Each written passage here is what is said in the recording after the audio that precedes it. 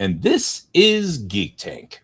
Your baby applesauce stuffed into an aluminum tube of toothpaste-sized container for astronauts to eat sized podcast. True. It's like toothpaste, but you eat it, and it tastes like applesauce. Does that mean you have to like sit crisscross applesauce when you eat that? I think that's easier in zero G. It is. It's pretty hard non-zero G. Yeah.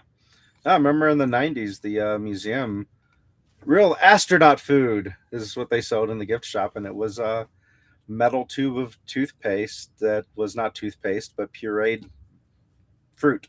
Right. I seem to recall a very similar issue. Thingy. That way you're not getting food floating around in the air. You're just sucking it out of the tube, and then you put the cap back on when you're not doing that. Yeah, but we all know that just sucks. Yep. Astronauts suck tubes. Yeah, astronauts suck tubes. Mm-hmm. So, as you probably have guessed, we are alluding to... Wait, was there a space thing recently? Right, there was some kind of space thing going on, which is awesome. I don't see our... Did I get rid of our comments? Yeah. Okay. Yeah, when you get rid of the fake comments, it gets rid of the real comments too. You got to take the fake with the real. Yeah, here, I'll put it back on. There. It just has the option to add the demo. Why is it capitalized amazing? But we can take it out and like not have that demo, and it's fine.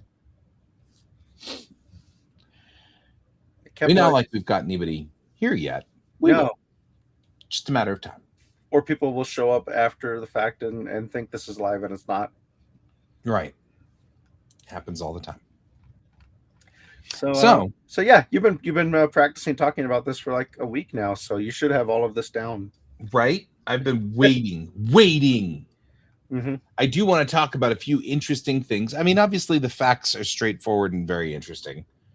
One of the key facts of this particular mission is that just a few hours ago, they crossed past the dark side of the moon. So that was cool. And they did not, in fact, play the Pink Floyd album, which, you know, kind of makes me sad in a way.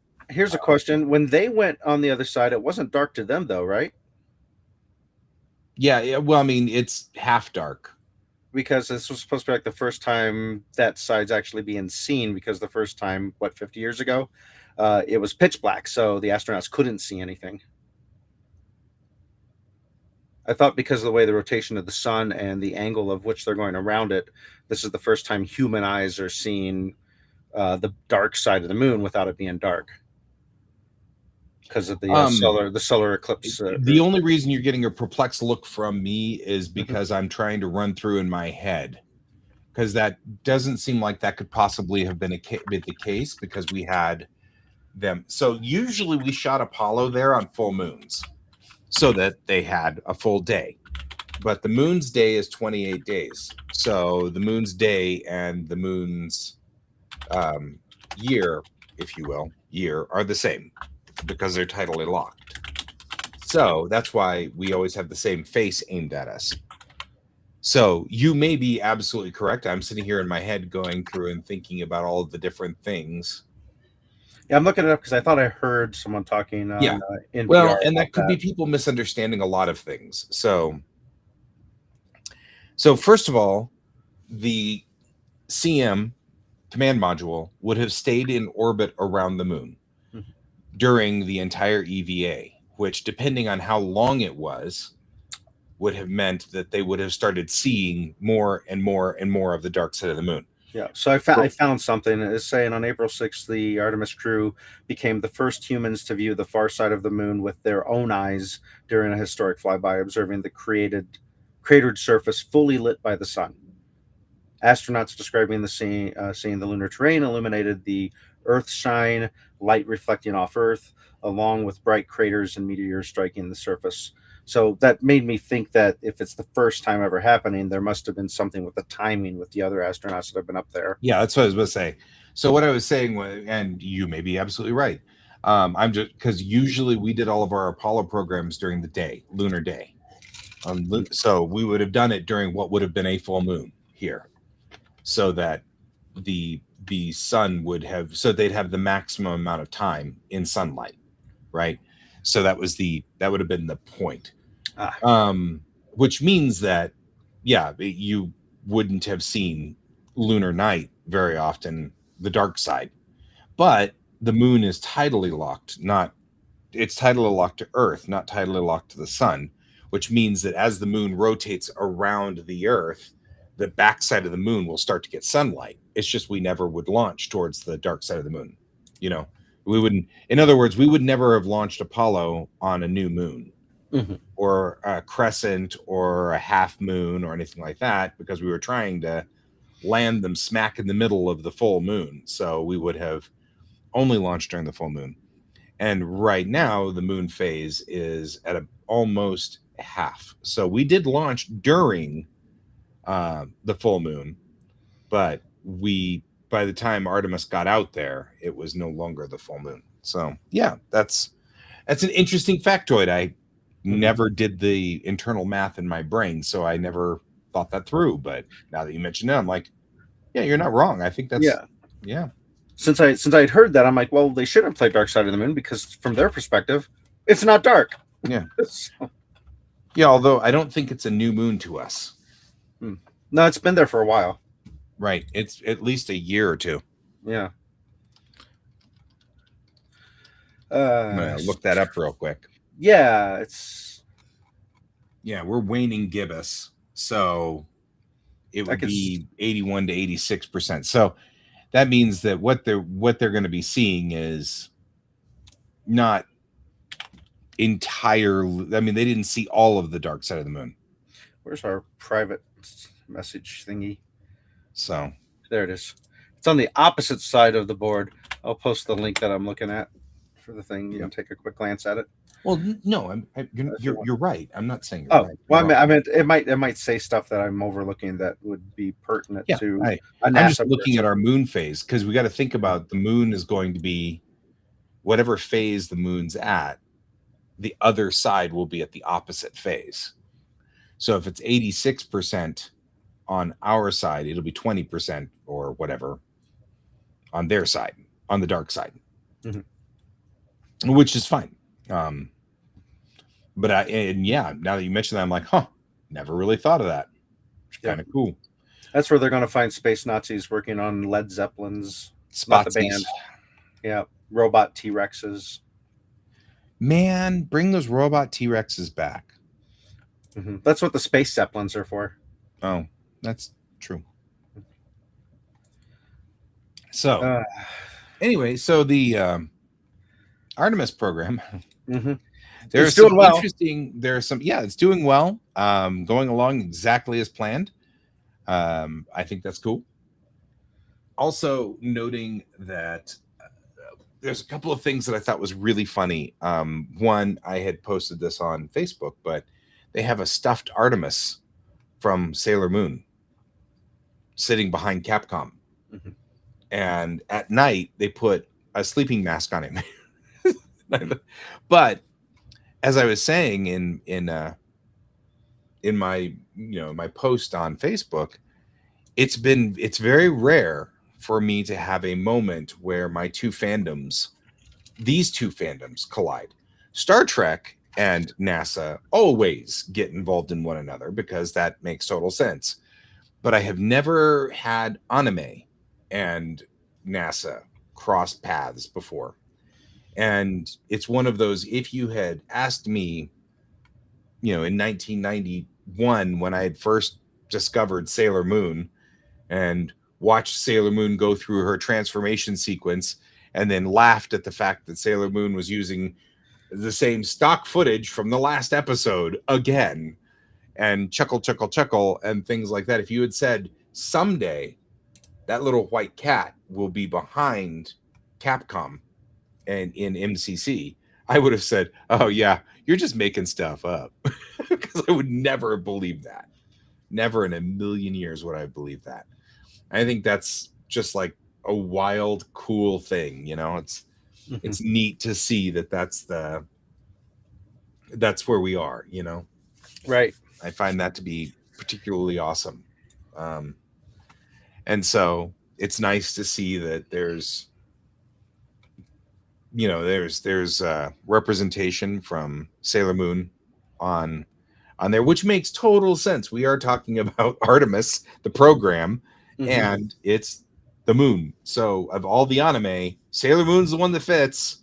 And I am sure that we have now gotten to the point where those 14-year-old girls who were at NDK 1, 2, 3, and 4 are now in their 30s and easily have their physics degrees and, you know, stuff like that, and have entered the workforce as you know, it's just you know, in my brain though, Sailor Moon fans are still those 14-year-old girls that suddenly were at NDK that one year, you know, when it first came out. And it's such an interesting thing to have my, you know, it's just kind of a shakeup of the world, so to speak. Hmm. Not a bad shakeup. Sometimes it's good to shake these things up, but it's still kind of like, huh, never Hmm. thought of that. That's kind of cool. Obviously, there's a lot of firsts on this particular spacecraft. We've got the first woman who has ever traveled this far out. She also holds the record for being the woman with the longest amount of time in space, from her experience on the ISS. So that's kind of cool. Um, we have our first black astronaut, which is also interesting, and our first Canadian Hmm. astronaut. Okay. So that's kind of cool and always a big plus and nifty. Hmm. And so those are all big things and fascinating.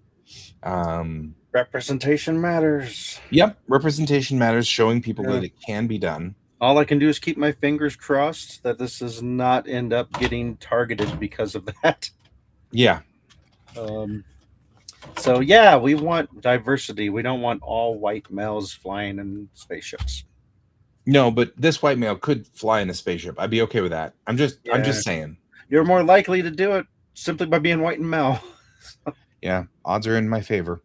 Um, but it is there's a lot It's of great. really cool stuff going on here, and Hmm. always fascinating to me. Yeah. I think So have you dove into the steps beyond this that they're talking about with colonizing the moon? The moon. yep. So we got 3 and 4 coming up, as far as those go. And Artemis 3 and 4 are going to be the big ones that they're really moving on. Will be, you know, these flights. 3 is going to be dress rehearsal for the moon landing. So all of the pieces will be there in place. Unlike Apollo, at the moment, what I'm seeing on the board is that we're going to fly the lander there separately. Then we'll fly an Artemis over to it, dock with it, take the lander down, and then do our exploration from the lander. And then that way, we don't have a weight restriction on the lander. One of the biggest problems with Apollo was that there was a weight restriction. There was only so much that, even though the Saturn V was a monster, and it was, there's only so much you can carry when you have to carry everything.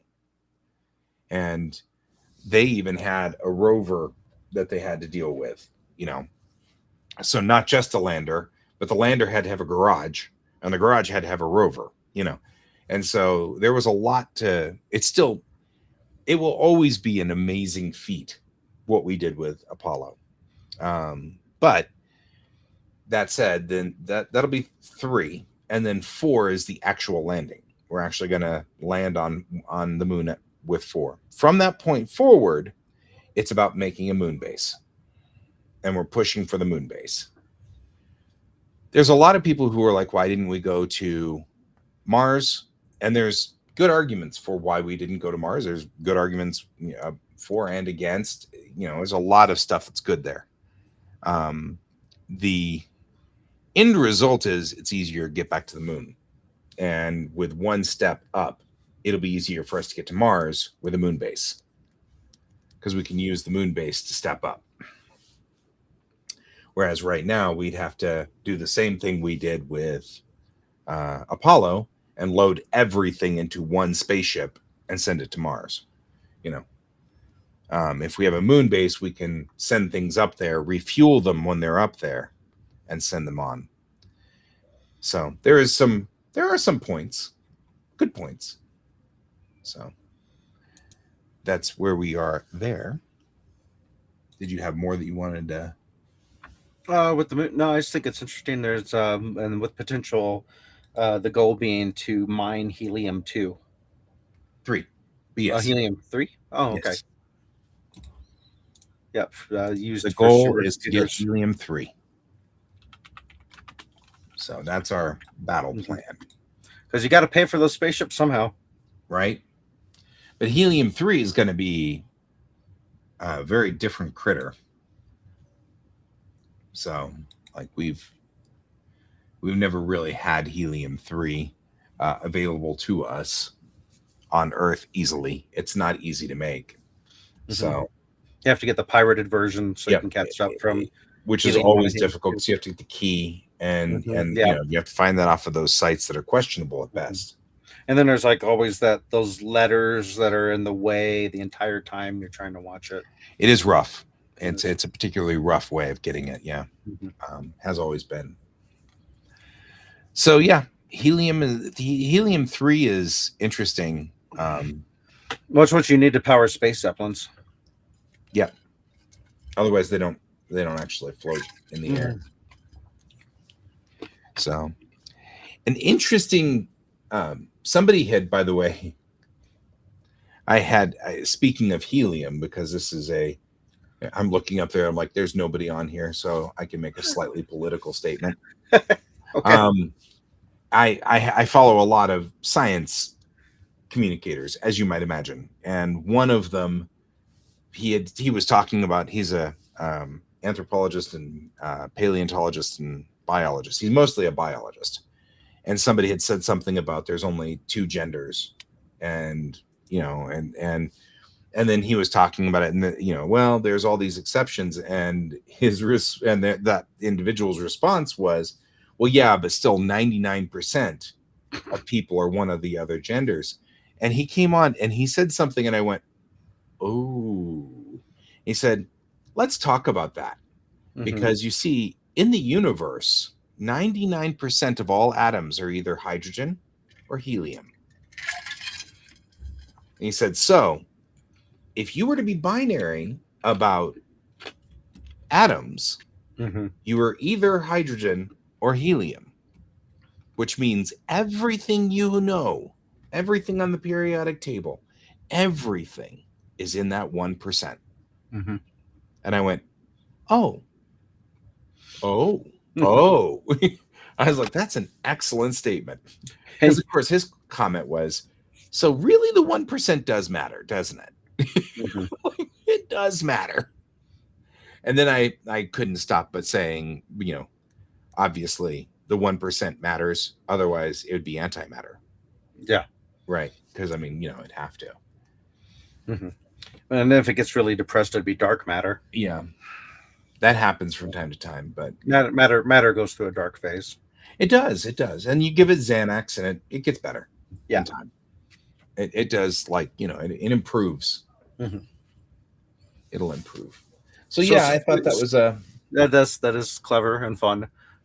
Since you're mentioning the crossover between Sailor Moon and NASA, I'm wondering at what point we'll see a crossover between D&D with them naming like a space program Seluna for the goddess of the moon from Dungeons and Dragons. Right. Saloon. Yeah.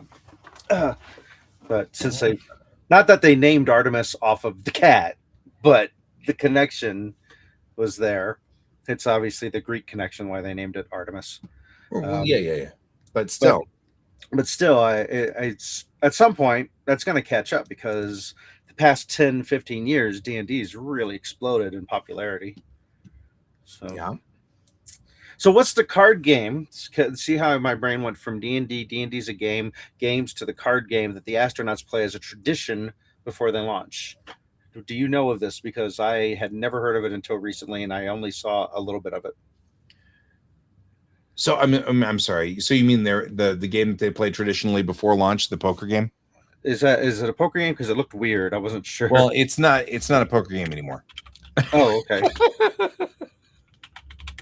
That's what. So I had posted that on whenever the launch happened. That like this is all new territory for me. I don't know all of the counts, which is kind of interesting in my world. It's like I don't. That's kind of cool. So yeah, it continues until the mission commander loses its high card.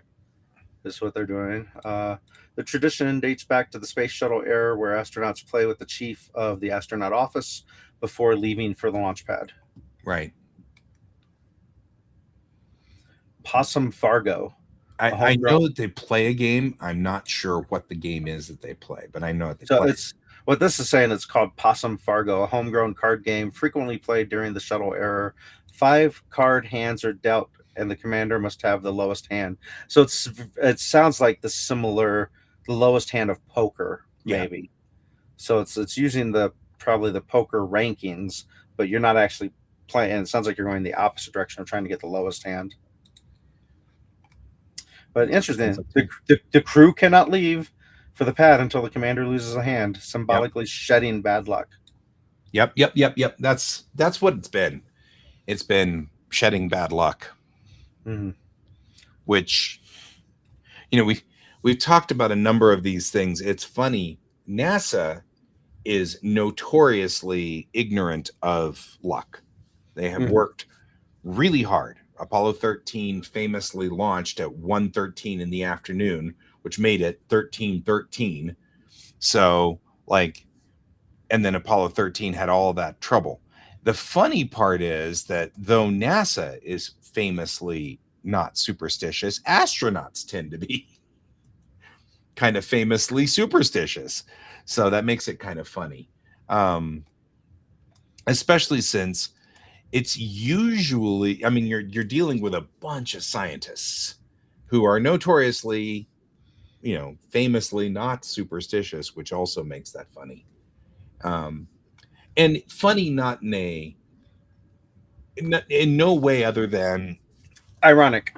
Yeah, and there's got to be a word for. We should invent a word for. Humorous in a positive way. You know what I mean? Like, not Schniggleblats. Right. Yeah. Because there's got to be, because that's the thing is like, it's kind of like, I find it funny that, these birds were chirping in the backyard yesterday and they looked like they were fighting each other, but they weren't, there's nothing wrong with that. That's not a bad thing. It didn't bother me, but it was, we use the term funny and then it's like, well, okay, but it's not. It's to me it's an interesting irony in that people so closely working with science and just surrounded by science the entire time fall into this category of still not being able to shed their human superstitions, even though science disproves luck and that it's all statistics. I am sure that the majority of that has a lot to do with tradition. I'm sure that the majority of them are not superstitious so much as traditions. Yeah, you just said the word. They're traditions. Speaking of traditions. Yep. Speaking of traditions, I need to click this button. Otherwise I can't. All right, there we go. Speaking of traditions, Geek Tank is traditionally sponsored by Kieran Games, Geekway Homes, and your Space Mom. Space Mom, which is Gates McFadden. I thought Princess Leia was Space Mom. Princess Leia is, and Princess Leia. Okay. So speaking of age groups catching up, I wonder how hard, if at all, Wizards of the Coast and Hasbro's tried to push to have them switch the card game to Magic. Of course, they're trying to get out of there quick, So trying to play a quick game of Commander until the actual commander loses would be a Yeah. while. It's Right. Enough games. mhm, No, that they can't play a. mm-mm. I want it to be Crocono. There you go. Crocono in zero G. Zero no. Yeah. Mhm. Oh, but did you see the video of the astronaut on the ISS rolling a 20? No, That was I'm cool. I'm assuming it's still rolling. No, but she showed how you'd have to roll dice in zero G. She took it and then she took it up to the big window that they've got there, and then she spun it and then grabbed it and then turned like that to the camera so you could read whatever number was up in her Mhm. hand. And I was like, oh, that's kind of cool. Now we know how to roll dice in zero G. And it was a 20. And her first thing is, now we can play D&D up here. Mhm. And I went, there you go. There you go. The geeks are everywhere. Really, you just need a magnet in it and a metal surface, and you spin it as you throw it at the metal surface. So when it hits, it'll stick, and then whatever number is showing, right? I mean, I guess if the magnet's in the dead center, it'd have to be in the Yeah, dead center. right. Well, these people make spaceships, so I think they can make a die Yeah, with a they'd have to. magnet. It'd have to be a very special Mhm. created because if that Yeah. magnet's off by even the littlest bit, it'll start to favor, Mhm. and you wouldn't get a fair. Well, we've all seen how poorly made dice can favor numbers. Right. So that would be bad. You don't want any favoring on the dice. That's the whole point. But I think that it's Mhm. back to I never had my fandoms crossing into this fandom, Mhm. which I mean, even in our group, you think about like all the way back to the 90s in our group, I was always the one that was this super geek about space, and it just never crossed any other boundaries. So I would suspend playing StarCraft and go watch my shuttle launch, and I would suspend playing D&D to go watch my shuttle launch, and it was always something separate. I would suspend watching anime with you to go watch a shuttle launch, and so Mhm. it was always something separate and removed. And so it's kind of wild to start seeing it all bleeding back in. You know what I mean? Like now, which I started seeing Trekkie stuff showing up in the 90s. You know what I mean? Like they started actually doing Trekkie things in the 90s, where before the Trekkies were there, they just weren't loud about it. They weren't out, if you will. Now in the 90s, I started seeing them becoming more and more out and getting out there and stuff like that, and talking to talking about their fandoms.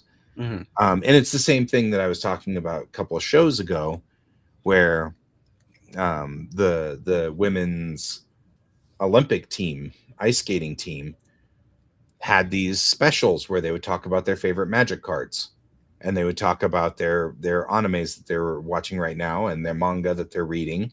And I'm sitting there just going, this is an entirely different universe for me. You know what I mean? And this is NBC. NBC's up there with a microphone going, so, Alyssa Liu, what's your favorite anime? And she's like, Chainsaw Man. And I'm like, okay. And then they're like, what are you reading right now? And she's like, well, honestly, the newest issue of Chainsaw Man just released, so I'm reading that because it literally came out yesterday, so I'm still reading it. And I'm like sitting there going, this is national TV. My mom Your mom. would have been sitting there going, the hell is she talking about? And that's another one of those where the fringe things that I like in life have all started to get connected. And, it's just wild. In a very positive, very good way. This is certainly not a bad thing at all. Mhm. I am extremely happy to see this. This is a wonderful thing to see. Nice. But it So is strange for me. the moon, if the moon gets colonized, what's the first fast food chain restaurant that's going to end up there? Well, that's a good question. I would think McDonald's. It's going to have to be a McDonald's. They seem like they have the most power. Yeah. Although it'd be funnier if we got a Waffle House. Yeah, well, that would just mean that there'd be a lot more aliens coming in and Mhm. hanging out there and then getting into fights. Yeah. So I think NASA would know better, because you wouldn't want Yeah. that kind of the fights that would go on at the Waffle House. Yeah, I don't want that. And besides, the now defunct James Law that was cool up until it wasn't anymore, but James once had said that no country with a McDonald's in it had ever gone to war, or had been attacked on its soil. Oh. And unfortunately, that has now been defunct. But Ah. the point still was that McDonald's was always in places where Mhm. war wasn't, and so Just had to add one more first to the list. yeah, right. Wasn't long Billions and enough. billions and billions served and bombed. And Yeah, uh, but still, it was a thing. It was kind of cool. so at switching gears from space to other nerdy stuff, uh, my eldest asked to watch Napoleon Dynamite because they were seeing a lot of memes about it and curious about it. And I'm like, well, I know I've seen it. I Somewhere along the kind line. I kind of remember a tiny bit about it. I Right. remember being lukewarm on it, but it was popular. And that's Right. why I had seen it in the first place. I can't remember which friend it was, but some friend really loved it and they recommended it.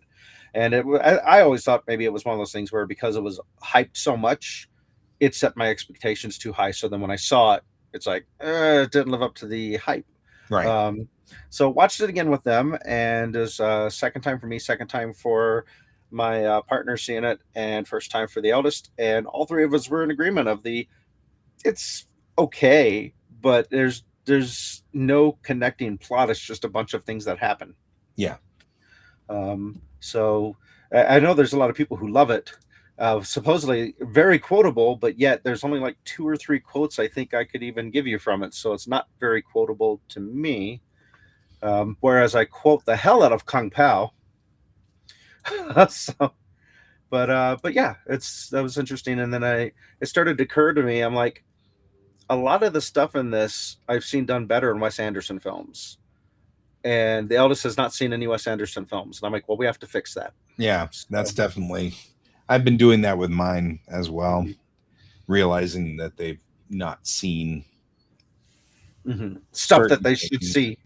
Yeah, Right. like and now that our kids are no longer little babies, even our youngest now are old enough now that you could pretty much show anything to them and it's not a problem anymore.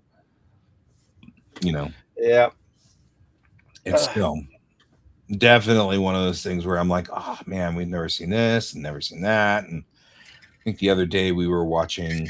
Well, we've been going through Cowboy Bebop because The I don't. animated, I Yeah, assume. the animated one. I don't think I've seen that since the '90s. You know what I mean? Like I was watching it and I'm like, gosh, I can barely remember the plot of this. And it's still so good. You know what I mean? For an anime that's from 1997, it's still really solid. 1998, so it's still a very solid anime, and the animation's still really good, and it's still in really good shape. So, and of course, Yoko Takahashi's soundtrack is a highlight of any show that has her involved. She definitely is exceptional, and her music's exceptional. So, nice. but yeah, I was thinking about a couple of other things, and I keep thinking about them, and then I'm like, I never remember to talk about it whenever we're like sitting there going, "What are we gonna watch tonight?"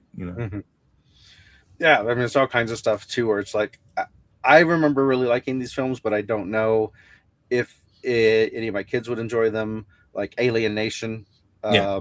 Enemy Mine. Oh, Enemy Mine would be good.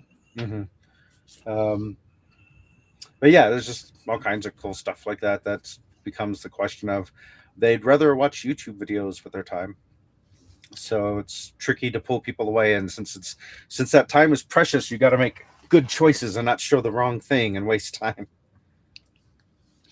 Yeah, Um, my kiddo is good at settling in and watching movies.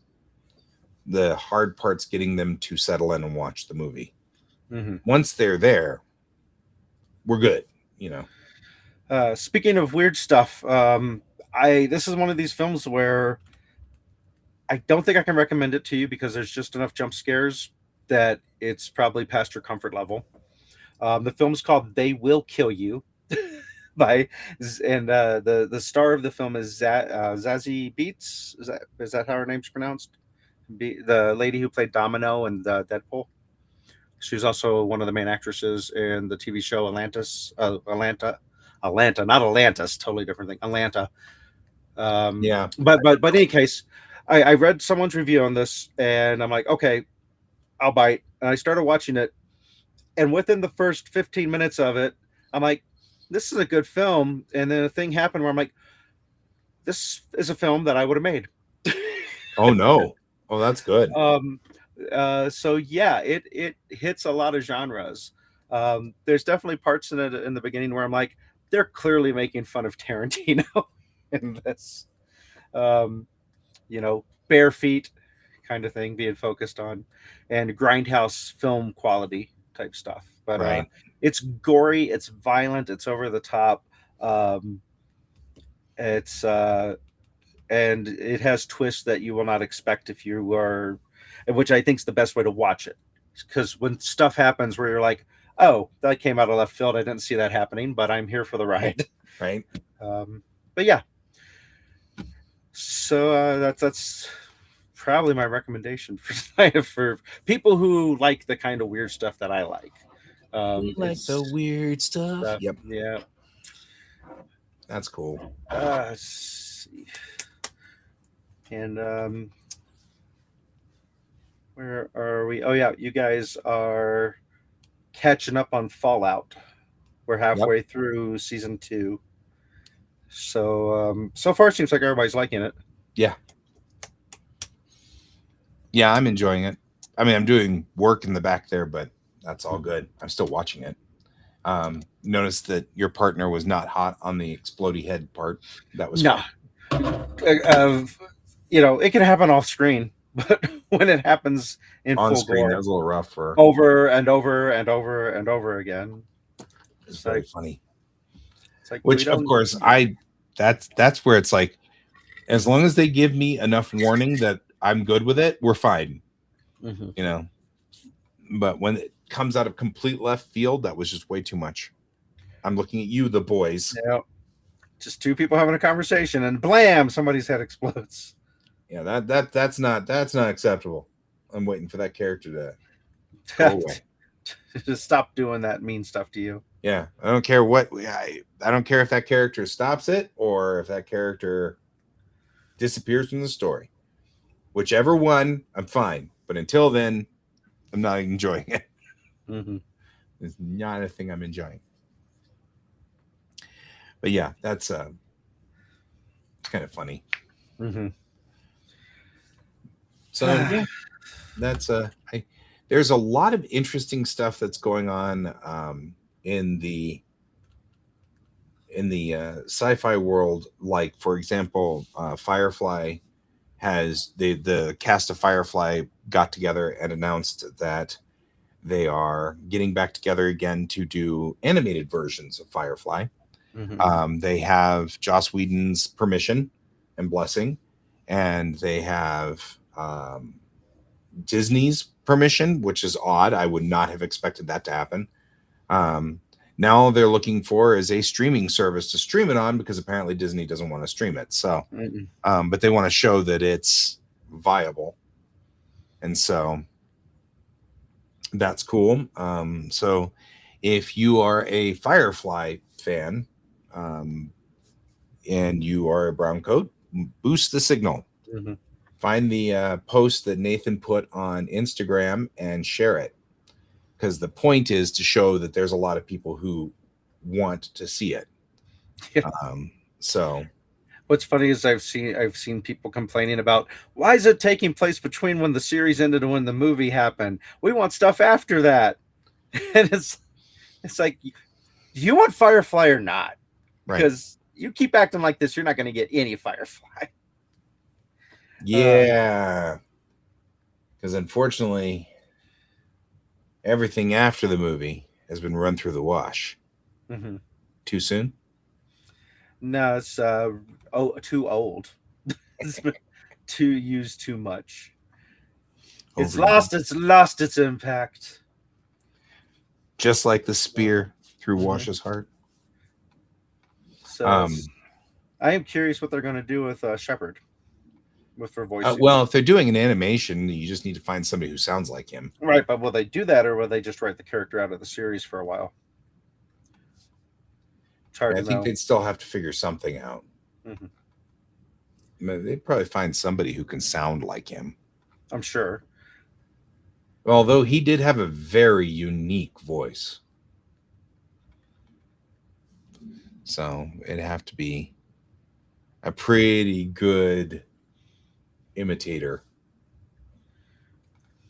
of Shepard. So it's still cool.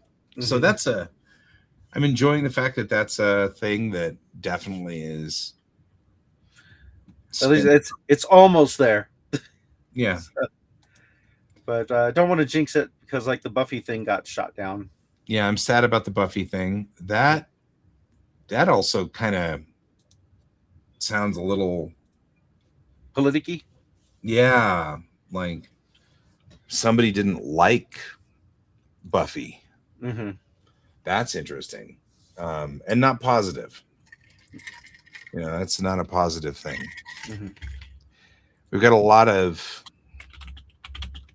I'm noticing a lot more. One of the things that's kind of been happening of recent is a lot more of the I don't like it, ergo nobody does attitude on things.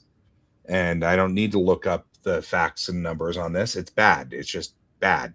And therefore we'll just kill it. And, you know, I saw that with Starfleet Academy, you know, that kind of same kind of thought process. And so seeing that kind of happening as well with Buffy and a lot of other shows. You know, nobody likes this show. It's, you know, whatever. And I'm not even just talking about, you know, the obvious straight up, it's woke, which seems to be the go all or end all thought process on this, but also the, you know, that whole concept of, you know, I didn't like whatever this is, and you know, which I haven't really seen in a while. And I think that is somewhat of a backlash. Yeah, because I feel like we've that was part of what kind of changed in the 90s. You know, we sort of started seeing, because in the 80s it was, nah, nobody likes sci-fi. And everybody liked sci-fi, but the, you know, the people in power were like, nah, nobody likes sci-fi. Mm-hmm. Yeah. There's no money in it. There's no money in sci-fi. Yep. Yeah, one of the reasons that has come to light was that one of the executives on the project was not a fan of the original series, right. And they often openly admitted to not watching it, which created a difficult environment. So they didn't want it to succeed or happen. Yeah, from the start. Yeah. One of the complaints from someone who got to make decisions was that the pilot was too small scale and too youth focused. Which that last part, like, Buffy was supposed to be targeted to youths and teens and younger people in their 20s. No, I mean, like, Buffy's a high school kid. Yeah, so it seems like a weird argument to target on. Yeah, it seems like a weird thing to get all caught up on. So yeah, but because Disney owns it, it's not going to be shopped around. It's just entirely scrapped. Right. So hopefully the pilot leaks somewhere. Interestingly, I am seeing rumor that Starfleet Academy is being shopped around to Netflix. I heard the petition did well. Yeah, I signed that petition. Nuh-uh. Yeah. How many times? Shut up. I only have 5 email addresses. Don't tell anybody. No. Mhm. I mean, obviously, I only did it once, but it's still the thing that's part of the reason why I get cranky about a lot of this. It was something like 250,000 signatures.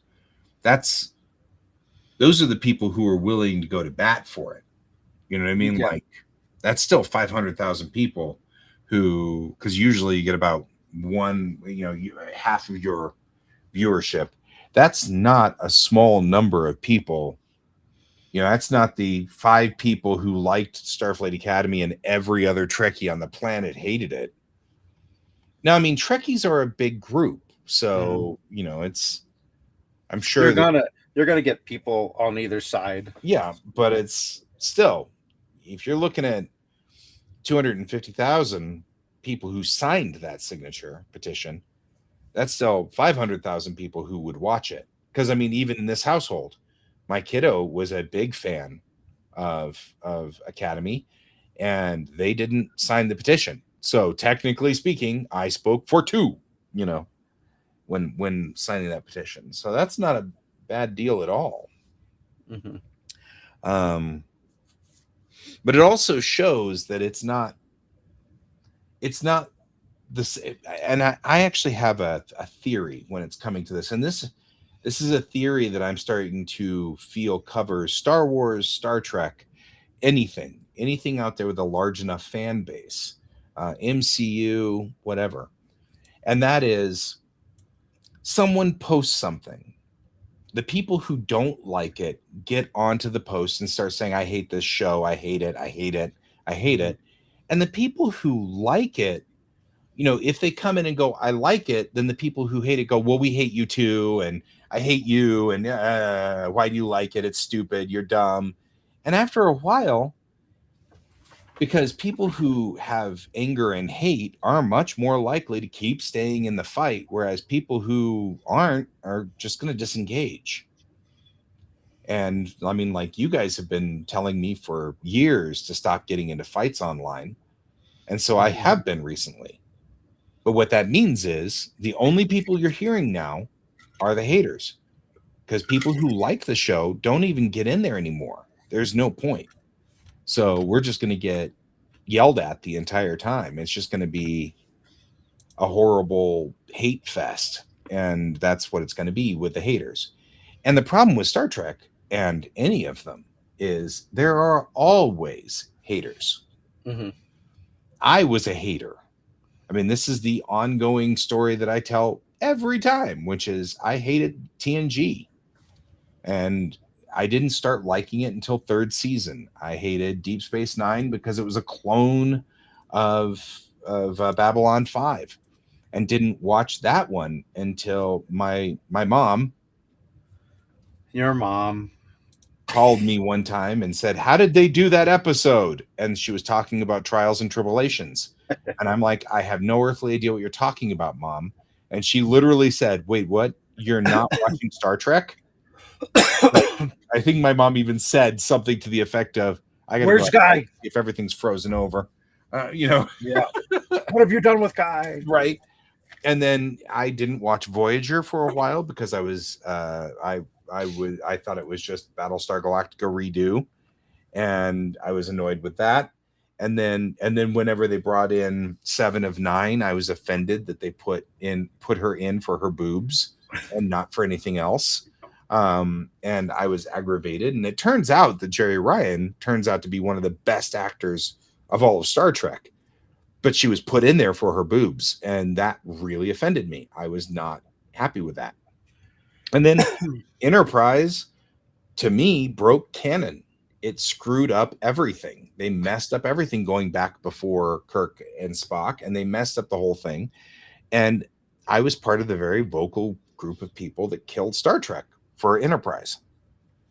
And during that time, I watched all of those series again while I was in Japan, and they were the only thing keeping me company when I didn't speak the language in a foreign country I didn't know how to buy food, without help and stuff like Mhm. that. It was the only thing keeping me company were episodes of Star Trek. And I went back and rewatched Enterprise.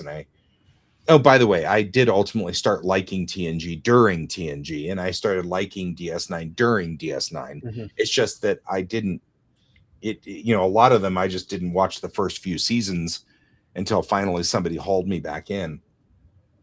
Um, but it's it's one of those things that during that time I learned my lesson.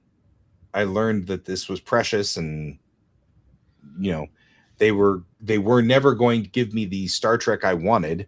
They Mhm. were always going to give me something different. That's just a given. And so I was like, I can go one of two ways with this. I can watch the original series and be at 79 episodes and never watch anything else, or I can get over it. And because of that, I actually kind of enjoyed Discovery. It was not my favorite, but it was not the worst. You know what I mean? And I enjoyed it on its first run. And I have been just absolutely loving every episode of Strange New Worlds. I've been loving all of, Lower Decks. And first two seasons of Picard were a little rough, but the third season was okay and really good, actually.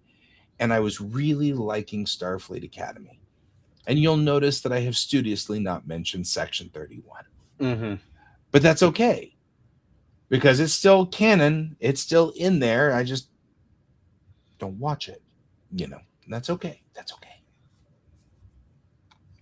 But the Yeah. lesson that I had learned was go into it with an open mind, knowing that they're going to change everything, Mhm. and you'll be fine. That's what happened. Or just maybe it's not for me. Yeah. I still don't watch season 3, most of season 3 of Enterprise, because I don't particularly care for the Zendi arc. But that doesn't mean I haven't seen it. And some of my favorite episodes of Star Trek, like all of them, are in season 3 of Enterprise. Twilight is one of my favorite episodes of Star Trek ever, in all of them. And that's a season 3 Enterprise episode. And it's still one of my favorites. And Mhm. so, and I like Enterprise Squared. That one's a good one. That's also a season 3 episode. And Simultitude is a season 3 episode. So, you know, those are 3 really good episodes of Star Trek, not just Mhm. Enterprise. Yeah, my only real complaint with Enterprise was the choice of the music that they ended up with, um, It's because they would never have been able to get away with making a show trying to maintain the exact aesthetics from TOS right. at the time and period it was made. There's just people would laugh at it instead of being taken seriously, so they had to upgrade what the uniforms looked like and everything. It's Sure. just so it's And during the era of Star Trek Enterprise, I was just too much of a snob. You know what I Mhm. mean? Like, because you are absolutely right. They're going to have to upgrade everything.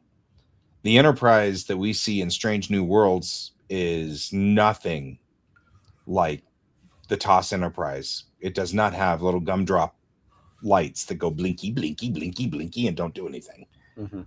And that's never going to happen again because that's stupid. I've actually thought, thought experiments in my, in those moments when you're walking to a place or driving somewhere and you got no one to talk to, and these thought experiments. One of them was, what would those boards on the TOS Enterprise be saying? Like, are they telling you that deck one door is open and now it's closed? Because it's like these lights are going beep or beep or beep, or like, what are they doing? What are they Mhm. saying? Door open, door closed, door open, door closed, door open, door closed. I mean, like, what is that? What is that tell? I mean, like, what is it saying? It looks great on camera, but if you think about any kind of logic, nothing fits. It just sits there Mhm. and blinks. And now that I've been teaching driving school, when because in class 2 we talk about the car and there's the dashboard lights, and I talk about the dashboard warning lights and what they're supposed to be telling you. And you realize that the joke that I usually make is whenever I talk about the AWD exclamation point, and I will say, so what does auda mean? And the kids are like, what? I'm like, auda. It says auda. And usually you'll get one kid who's like, oh, that means all-wheel drive. And I'll go, perfect. All-wheel drive is on all the time. It never turns off. So why would you have a light that would come on that would say that? You have this light that says, I am a car. A light that comes on that says, you're driving now. Like, that's a stupid light. And so I lead them to, why the exclamation point's there. That's the point, right? Anytime you see an exclamation point on your dashboard, FYI, people, anytime you see an exclamation point on your dashboard, there's a problem there. If it's flashing, there's a problem there. Right? But the point was that you don't have a light to tell you are, that this is a car. So you wouldn't have a light that would say the door is open in the bathroom on deck 5. It just wouldn't happen. So what do these lights say? And so then you look at, more modern versions of the TNG and things like that. And sure, there are single lights that blink, but you can see that as reading a little bit more like the telltales you see on your modem, where you've just got transmit, receive, transmit, okay, that makes sense. But it's not going blink, blink, blink, blink, blink, blink. You know what I mean? Like, the baud rate was really slow for the original series. One of the rental cars I had that I was driving had a thing where I guess we'd been driving for 2-3 hours, and a thing popped up and said, it's time for a coffee break. And I was like, is it going to make the coffee and pour it out of the glove box or something? No, it's just there because I guess most people who drive can't drive with that much. They can't drive that many hours without getting really tired. So that's my only assumption, is that it's in there as a standard for people. What a fascinating thing. It was a weird thing to see in a car. I like it. Can I get that with like my workstations? Yeah, to tell you it's time for a coffee break. Right, because you should just get up. That's especially for us neurodivergent people, boy. Yeah. Well, that's what's great about smartwatches. Smartwatches are like, you've been sitting for too long. Go do something. Yeah, I like that. Go touch grass. Right. Go be a normal human. Stop doing that. Yeah. Well, we've rolled past our time. We've rolled time away. Yeah. Well, there you go. It's all right. We had an interesting discussion today with 0 watchers. So that's kind of good for them. Yeah. I guess we've got, we'll figure it out. Well, like we said when we started this, it's just us talking. Every so often I'll get a message from Brent where he will reference the show. Like, he sent me the golden roundabout from the top down view in Discord. So I know he goes back and watches these. Yeah. And we appreciate that, Brent. Yeah, we do. We really do. So, I mean, I know we're not talking to vacuum. I know that, at some point Brent will come back and watch these episodes. Hi, Brent. So, that's the way that kind of goes. However, we are out of time, and it's time for us to mosey, and we shall mose. So thank you all for joining us when you join us at whatever time down the road you're joining us. And until next week, though, I've been Guy. I've been Troy. And this is Geek Tank.